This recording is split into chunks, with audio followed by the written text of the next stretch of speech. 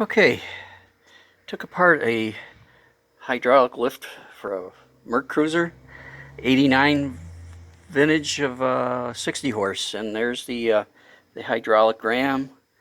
There's the pump. This is what makes the ram go. This is the pump. Here's the inside of the motor housing. It was full of water, not full, but too much moisture in it. And here's the outside of the motor chassis. And I want to say armature. There's the armature, but that's the other. The magnets are here, and they were glued in with epoxy. And now I thought, well, let's try silicone and see if it takes the vibration and the draw. These are really like earth magnet. That's makes the DC motor go. And so I put this gray silicone on it. And I gotta glue the other one, and I pressed it in and held it with a vise for a while. Now I'll do the other one. But that was the problem. These magnets, this one broke in half. If we'll let everything go, but here's the magnets. That's one piece, but now it's two, and they cling to the chassis of the motor. So I'll glue the other one in with the same silicone. And but the issue was, the armature was dragging on the magnets that had come loose inside of the chassis of the motor.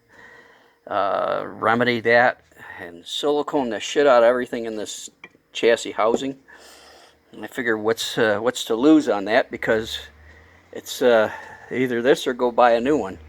So I'm going to take a chance on this. And there's a vent on the bottom of the motor housing is right there.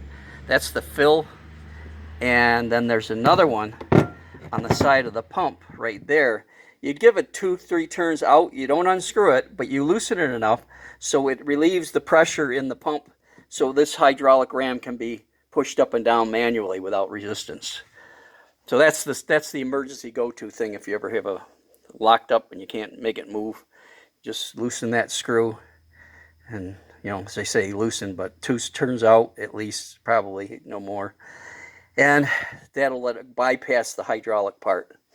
So there's your inside of a hydraulic ram for the Merc Cruiser, 89 vintage, 60 horse.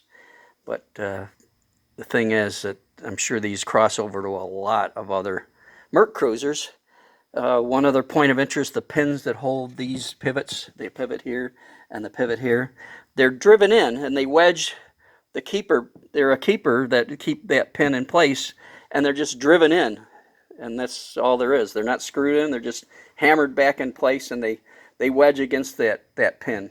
So give it a try. If it's something that scares you, go buy a new one. If it's something you found enlightening because you're kind of wondering how the hell it all comes apart, oh, there it is.